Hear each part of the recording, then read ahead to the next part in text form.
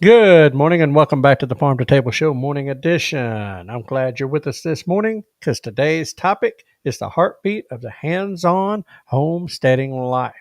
We're calling this one the DIY mindset, becoming the handyman of your own homestead. And let me just start with this. When you fix it yourself, you don't just save money, you gain confidence. And sometimes you're the only one around who can. Out here, sometimes you don't have a guy to call. You are the guy or the gal with the wrench, the wire strippers, the shovel, or the duct tape. And that's not a burden, it's a blessing. Because the DIY mindset isn't just about tools, it's about transformation. And this morning, we're going to talk and walk you through what it really takes to become the fixer, the builder, and the maintainer of your own homestead. Let's dig in. So, why does the DIY mindset matter so much? Let's be honest. When you're living the homestead life, the country life, you know, the self reliant life, things break, pipes freeze, fences fall, engines sputter. And if your first reaction is always to grab the phone and call for help, you're going to burn time, you're definitely going to burn cash, and you're going to stay dependent on those systems we talk about all the time. Now, don't get me wrong, there's no shame in learning as you go. We all start somewhere. But developing that do it yourself mindset means shifting from a consumer mentality to a creator's one. It's about ownership. It's about saying, I got this, even when you're not yet sure how you do. And boy, can I relate to that one. That confidence, that grit, it grows with every bolt you tighten, with every fence post you straighten. DIY is a muscle, and this morning we're going to help you train it. So, let's talk about top 5 handyman skills that every homeowner and homesteader definitely needs. Let's get into the meat and potatoes. You don't need to be a master of all trades, but if you can build a good foundation in a few key areas, 5 key areas, you'll go from helpless to handy in no time flat. Number 1, plumbing. Ugh, plumbing, basic plumbing. Water is life. We all know this. And if you've got a homestead or a backyard or a house and you're responsible for it, odds are you got water lines, maybe wells, maybe a septic tank. Learn the basics. Fixing a leaky pipe, thawing a frozen one, replacing a toilet fill valve, using plumber's tape, maybe tightening compression fittings. None of this requires a license to understand. It just takes some time, some YouTube videos, and a willingness to get, well, a little wet. When you know how to shut off a water main and fix a busted hose bib in 20 minutes flat, that's doing it right. That's real power. And I'm going to tell you, little thing they don't like to tell you. Now, I understand some of those HOA places and maybe some city ordinances or whatever. I get it. But listen, if you're working on your own home, there's a lot of things you can do, and you don't need a license. YouTube University is excellent. All right. Basic electric work is number 2. All right. Now, I know a lot of people get scared about electricity. I can understand that. Having been hit a few times, I've gotten bit with some electricity. Might explain a thing or two about me. But anyway, let's be clear. I'm joking around a little bit, but it definitely demands respect. But it shouldn't scare you. Most basic repairs, replacing outlets, installing a light fixture, running an extension from your breaker box, totally doable once you understand safety. And it is kind of important to familiarize yourself with certain codes, certain do's and don'ts. And I'll get into that in just a minute. Now, you need to learn to use a voltage tester. Learn what a GFCI outlet is. Understand how a breaker panel works. These aren't advanced electrical engineering topics. They're homeowner basics. But trust me, they come in handy way more than you would ever think they do.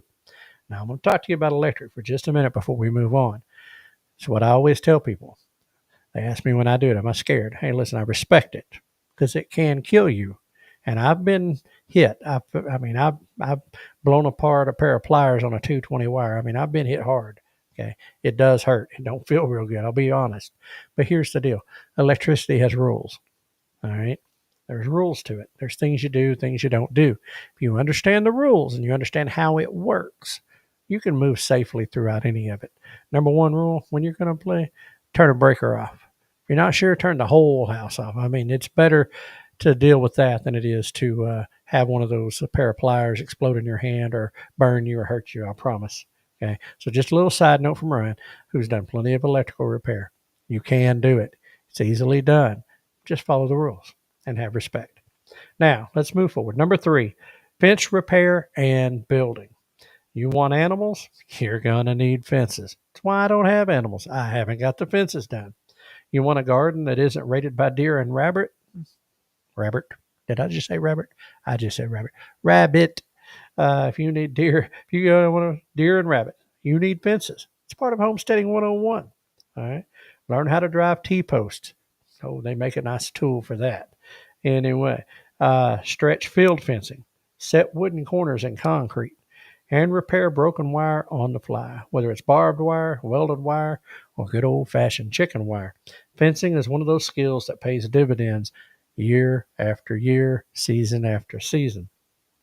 And once you've built your first proper fence section that holds up under pressure, you'll walk a little taller. A little pride there. Nothing wrong with that. Now, let's get into tool use and maintenance. Number 4, tools are your team. Okay, and if you don't know how to properly use and care for them, you're working twice as hard for half the results.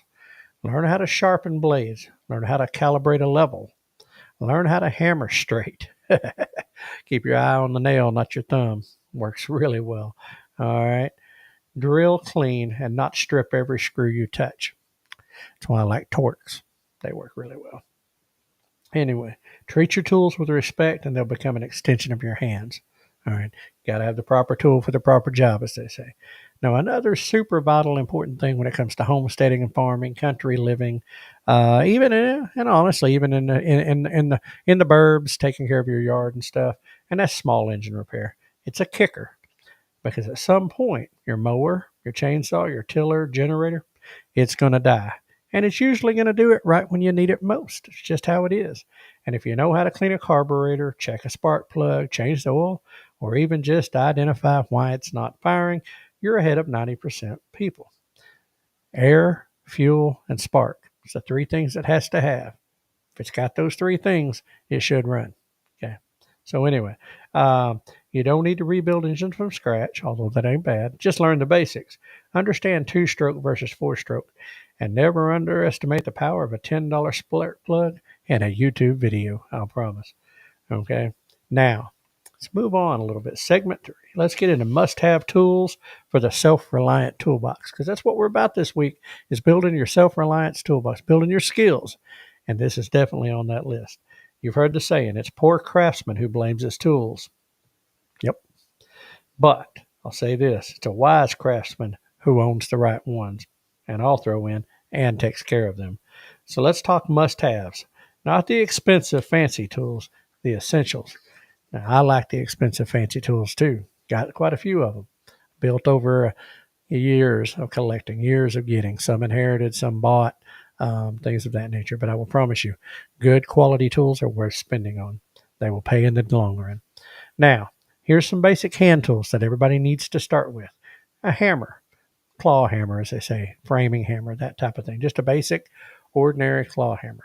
Now, if you got some fencing to do, you're going to need fencing pliers, and they're special purpose, but that's a different deal. Tape measure. Don't waste time with anything less than 25-foot tape measure, honestly. That's perfect. I've carried Stanley, don't that I get paid by them, but I've carried Stanley 25-foot tape measures for years. My dad had them. I mean, it's just kind of almost a family tradition to have that Stanley 25-foot tape measure. Good utility knife with good sharp blades. Okay, keeping your blades clean, keeping good fresh sharp blades makes that a useful tool and makes it last. Now you need a good screwdriver set, flathead and Phillips. Maybe a good precision seal set, little tiny ones. Okay, make sure they're good. Adjustable wrenches. Okay, good old crescent wrench. All right, adjustable wrenches. You can get them in metric and standard, by the way. You'll catch that later. Anyway, a good pair of needle nose pliers. I'd throw in some others, but start out with some needle nose, maybe some wire cutters, that type of thing. But definitely needle nose pliers, and a good level. Okay. My house that I'm renovating, that guy didn't have a good level, or he couldn't read it. All right. A bad level messes up a whole lot of things. Okay. Now, power tools. Cordless drill with extra battery. I'm a DeWalt guy. I know some people like Milwaukee. Some will get Cobalt, Craftsman. It doesn't matter. Whatever. Get a good one. I love my DeWalt. It has been faithful to me. But a good cordless drill with an extra battery or two or three. Okay. A good circular saw. Okay. 7 1/4 is a standard size on a circular saw blade. On a circular saw. You can get them battery operated. You can get them electrically plugged in. Either way, got to have one. A good angle grinder, 4-inch. Hobo Freight sells them pretty good price. Okay. And a good orbital sander. Okay. That goes a long ways to being able to take care of some things you might need to take care of. And of course, everybody's favorite tool, and one I'm kind of lacking on right now because it died, is a good shop vac. Saves you a lot of aggravation. Okay. Now, in the plumbing and electrical department, you got to have pipe wrench. You got to have pipe wrench. Yeah, got a roll of plumber's tape. It's good to keep handy. Of course, electrical goes into this too. Some wire strippers, a good pair. Voltage tester, even if it's just a simple one like I have, that you got 2 ends, you plug it up there, and it lights up to how many volts are running through there. Save you from getting yourself bit. And of course, some good electrical tape. Good to keep on hand. Now, some miscellaneous essentials, some important things that go in every garage. Good pair of zip ties, some duct tape, good can of WD-40, some PB blaster maybe alongside that, a good headlamp, a little light straps on your head so you can work with your hands. You're not having to hold a flashlight. Of course, extension cords. I'm a big fan of 15 to 25-foot cords, unless you need to go some distance, like I sometimes have to. But and then some good heavy duty work gloves. Your gloves will save your hands. Now you don't have to buy it all at once. My recommendation: hit some of them garage sales and estate sales, pawn shops. If you find a tool swap in your area, slowly build up your arsenal over time. And like I said earlier, quality tools will last a lifetime, and they're worth the money. So, next, what is next? Where to learn and who to learn from. Because we all got to start somewhere. And it all sounds great.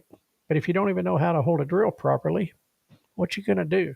Well, you're not alone. And here's the good news. Learning this stuff has never been more accessible, like everything else. YouTube, you can YouTube search This Old House, Essential Craftsman, Wrangler Star, Project Farm, just to name a few YouTubers out there. Get on the old Google machine, get on the YouTuber, and you can find videos on how to do just about anything. And I will stand by this. I just did basically what amounts to a transmission rebuild. I had a valve body out. I had to put in a shift solenoid, did a filter and service, cleaned out the whole transmission on a front wheel drive vehicle that belongs to my daughter. I've never done that before. I've changed transmissions, but I've never dug into one. Watched some YouTube videos from a guy. I'll give a shout out to Motor City Mechanic. The dude was awesome, had great videos, and I followed his instructions, went step by step, worked like a champ. Okay. So you can learn a lot through YouTube search. Okay. Reddit, DIY forums are full of regular folks asking and answering great questions. Also, Instructables.com with step-by-step guides for nearly any project. Now, in your own community, neighbors, you'd be surprised what your neighbor down the road knows how to do. I got a neighbor that knows how to fly an airplane. Offer to help them fix a shed roof or run new fencing, and learn by doing. So just get out there and help somebody. You can usually pick up some good stuff. Now, sometimes the co-ops, local hardware stores, even some of the big box stores sometimes offer classes or demo days. Just ask about it. Trade schools, of course, usually offer some short workshops or evening classes on electrical, plumbing, and even carpentry, welding. Church and community groups, sometimes handy folks often hang around those places. Tap into that gold mine of wisdom. And don't underestimate the power of asking. Most DIYers love to share what they know. As long as you're teachable and willing to get your hands dirty, it'll work out real good for you. Now, here's where the challenge is, and this is where it gets real. We're going to throw down this. Learn and apply one handyman skill this season, just one. I did transmission work. I know that's not typical DIY handyman stuff, maybe a little advanced, but for me, it was good to learn. But you know what? I've also been renovating a kitchen. I'm renovating a house. I'm having to pull skills that I hadn't used in decades. But either way, learn one handyman skill this season. This is how it works. Pick a skill. Maybe you finally want to figure out how to run electrical to your barn, or maybe build that chicken coop from scratch. All right? Like our friends Jack and Dina Dyer did, and like our friends over at Red Dirt Rooster Road are in the process of doing some stuff with chicken coops. Break it all down. List out what you'll need, where you'll learn it, and what it'll take. Schedule it. Don't just hope to get to it. Put it on the calendar one weekend. Okay, that's all it takes. And do it a little bit scared. It's okay because, yes, you're probably going to mess something up. It's part of the process, learning. And if you want to, share it. Post a picture, let us know about it. Because, hey, victory's contagious. Okay. So you take that first step when you choose to be the one who learns and does and grows, everything changes. So let me leave you with some thoughts on becoming the handyman of your own homestead. You know what separates a homesteader from a homeowner? One fixes a broken fence with a phone call. The other grabs their gloves and gets to work. Now that might seem a little unfair, because I know some homeowners that do all their own repairs, okay? And I would say they're above average. But a lot of people just don't do that. They call somebody. And I understand. Hey, if it's heat and air, I'm calling somebody. But anyway, this isn't about pride either, by the way. This is about, you can be proud of it, but this ain't about pride. It's about freedom. When you live close to the land, you start to realize how much the world has convinced us we're helpless. Call a guy, file a claim, just buy a new one. Yeah, but not out here, not in this life. We believe in taking ownership and learning the skills that our grandparents knew by heart, and picking up the wrench, the saw, or the shovel and saying, let's do this. Every time you fix a pipe, rebuild a gate, or rewire a light, you're not just saving money, you're becoming someone stronger, more capable, more confident. And that's the DIY mindset. And that's what it takes to build a kind of life that lasts, and it lasts a lifetime. Thanks for joining us today. If you took something from this, maybe a reminder to dust off your drill, or maybe fix that sagging gate, then I've done my job here. And remember, self-reliance isn't about doing everything alone. It's about learning what you can, doing what you can, and growing stronger along the way. All right. Now, pick that one skill, watch the videos, maybe ask the neighbor, and get your hands dirty. We'll be right here cheering you on. So keep it real, keep it rural, and keep it growing. Hope you enjoyed that. Now, you might have figured out by now, maybe not. I don't know. I did a pretty good job. This is Memorex, Ryan. It is Thursday morning that you're viewing this, Thursday the 29th day of May. And I am off to work already. So unfortunately, it is one of those days. But fear not, unless the schedule changes, I'll be back tomorrow live for Front Porch Friday. But in the meantime, that means I can't do the roll call myself. So hopefully you there in the chat that are my regulars, my morning crew that shows up, and maybe Bro's up and he's going at it with y'all guys, and y'all are doing the roll call amongst yourselves and laughing at some of this silliness that goes on around here. And, hey, I'm sure Scotty's got the lights on and the wit sharp. And y'all have fun with that. I wish I was with you live, but we'll be back tomorrow. So that means no redneck weather report. Now here it was sunny, partly cloudy, had actually a nice day yesterday, and today has got a chance of rain.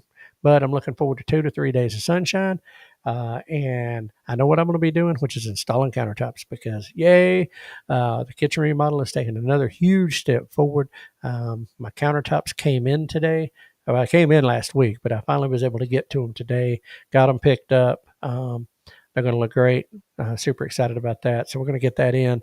The plan is to have that done this weekend so that we have kitchen countertops and I can get the folding tables out of there that I've been using for countertops, and we can kind of start looking like we live in a regular house again. Just maybe. My wife will be happy with that.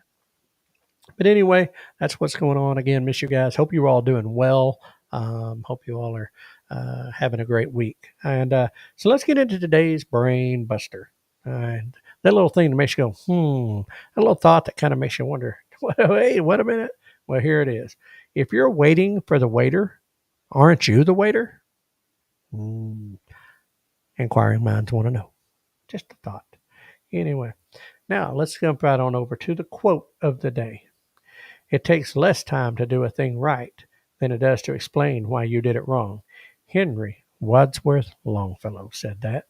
It takes less time to do a thing right than it does to explain why you did it wrong. Now, I'll give you my daddy's version of it. If you think you didn't have, you might not think you had time to do it right the first time, but you're going to make time to do it right the second time. And there was some truth in that. It's worth slowing down, doing things right. And, right in there with what we're talking about the DIY, doing the process, you can try to be fast, and hey, some people are skilled and they can move pretty good. Some of us, we're knocking the rust off of old skills, or we're learning new skills, doing things we've never done before. It's okay to go slow. It's okay to take a little extra time, get it right. Because I tell you, there ain't nothing worse than having to tear it back apart or redo it or any of that stuff. So it's worth doing right the first time. If it's worth doing, it's worth doing right. Get it right the first time. But hey, if you make a mistake, learn from it. Back up, shake the dust off your shoes a little bit, kind of get yourself, go get a cool glass of iced tea, come on back in, get after it and do it right the next time and take that lesson and learn from it and grow from it. It's only a mistake and it's only a waste if you didn't learn. Okay. My daddy used to say a good carpenter could cover up his mistakes. I have to agree, but I don't know I always succeed. But anyway, and that's just the way that is. But hope you all have enjoyed, like I said, today's show. Hope it's been good. Hope you're laughing. Hope you're thinking about some of the projects that you've got to do, or maybe that skill that you've been wanting to learn how to do that you've just kind of been putting off. Well, there's no better time than today. No better time than the present. And hey, add to that toolbox of skills. That's step 3. This wraps up step 3, which is build your skill, your home, your self-reliance skills. Build your toolbox out mentally. Things you learn as well as physically. Getting your hands on some good tools and building your tool collection. But the main thing is equipping yourself with how to do things. A DIY mindset. Things that sharpen up those skills that may be needed. And like yesterday, we talked about butchering, meat processing. Something I think is cool. I think is worth knowing. And I never got a chance to learn that yet, but, it's worth doing. And some of those things. Getting that DIY skill set, getting that toolbox for self-reliance. That's the key to step number 3. Because if you got the skill set, if you build out your skill set, you just tackle things when they come. You don't think about it. Problem solving 101. That's one of the best things you can learn. Figure it out. Sometimes that's the way you learn. It's just by figuring it out and not being afraid to. Heard a little thing. I'm going to share this right fast. I seen a little thing, and it was allegedly said at a leadership conference, and the person that wrote this said they was at the conference, and the person speaking went through from the baby boomers and everybody in the millennials and the Zoomers and all these different ones. He's telling things they could do better and how they could improve this and how they could do that. And so when she got done, she said, "All right, Gen Xers, I didn't forget you like everybody else does. I didn't forget you. I just chose not to say anything to you because, well, honestly, y'all are the most capable, most self-reliant, most get-it-done generation in the history of mankind. And if I tried to tell you something, you probably wouldn't listen anyway. And quite frankly, the rest of us are kind of scared of you. But if the zombie apocalypse ever happens, we're going to hide behind you because somehow or another, you'll figure out a way." And, I thought about that as a Gen Xer. I thought about that, and I thought, there's some truth to that. We weren't sugar-coated. Our parents were the boomers, early or late, but they were the boomers. And we weren't coddled. At least I wasn't. We wasn't, we were figured out. You had to learn how to do things. We had imagination. It was before Xboxes and computers. We had to pretend. We had imagination. We had to think things. We had to problem solve. And we got tough. And we learned from it. So we just moved forward, So, hey, to all of us Gen Xers out there, keep up the good work. Keep them scared. Anyway, just a little fun thought for the day. I can't wait to hear the comments on this one. Anyway, let's go over some upcoming events right fast and then see where we're at. All right. First, coming up real soon, the Homestead Festival, Hardison Mills near Columbia, Tennessee. Roy Feeks Ranch out there, June 6th and 7th. Huge event, music, vendors, speakers, the whole shebang. Big event. Wish I could be there, but I can't. Modern Homesteading Conference, Coeur d'Alene, Idaho, June 27th and 28th. And again, another great event up in the northwest area. Beautiful country. Be a great time to go. If you're out in that area and you can make it, June 27th, 28th, you can go to modernhomesteading.com to find out more information, or you can get them on the old fake book. Google it up, whatever, and you'll find them. Then we're going to skip through the hot. Everybody's going to hide out under the fans and the AC. Anyway, September 5th and 6th, the Ozarks Homesteading Expo, Marshfield, Missouri. Man, we're looking forward to it. That's going to be our kicking off the fall run, and we are super excited about that. Looking forward to getting back up there with those great people and the vendors and the speakers, and just hanging out and seeing some new people. And of course, as I've said multiple times, goat's milk ice cream and Shepherd's Crook coffee. Had my first ever sourdough donut up there last year. Good. Anyway, so looking forward to that. But then at the end of September, Oklahoma Homestead Rendezvous, September 26th and 27th at the Southeast Expo Center in McAlester, Oklahoma. Second year event. Things are looking bigger. The speaker list is out. It's a great list. Proud to be on that list with the others that are speaking and presenting. And it is going to be a great time down there. Got good sponsors, got good speakers and presenters, got good vendors lining up. It is shaping up to be a really great event. Chris Dodge and the committee are doing a great job. Anyway, so look forward to that. And, of course, Homesteaders of America Conference, October 10th and 11th, Front Royal, Virginia. Did find out the other day that they are sold out of tickets. So don't know how to help you on that one, at least not yet. But anyway, so you've got the upcoming events. You got told how to do some things. You got told about the DIY mindset. We told you some things you need to learn as a homeowner / homesteader, country living, whatever it is. Even if you're living in the burbs, those are good things to learn. And, it's good skills. Develop out that DIY mindset. Develop your self-reliance skill set. Pick a season. Every season, pick a skill and learn it. Okay. If you do that right, that's 4 new skills a year. You ain't got to be a master at it. You just get serviceable. Try it. Get out and find out, and you'll be surprised what you can do. So take those things, stick them under your hat, you know what I'm saying, and put that in your toolbox and have it handy when you need it. And be willing to push the limits. Be willing to make mistakes. Okay? Be willing to learn from them, and be teachable. And it'll serve you right. So anyway, again, miss you all. Wish I was there live. Tomorrow, Front Porch Friday.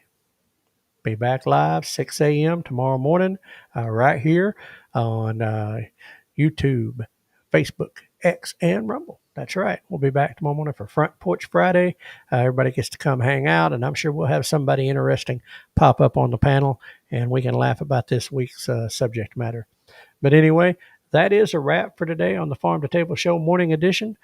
Thanks for joining in as we strive towards building stronger communities for now and in the future. If you enjoyed today's episode, don't forget to hit that like button. Give us the like.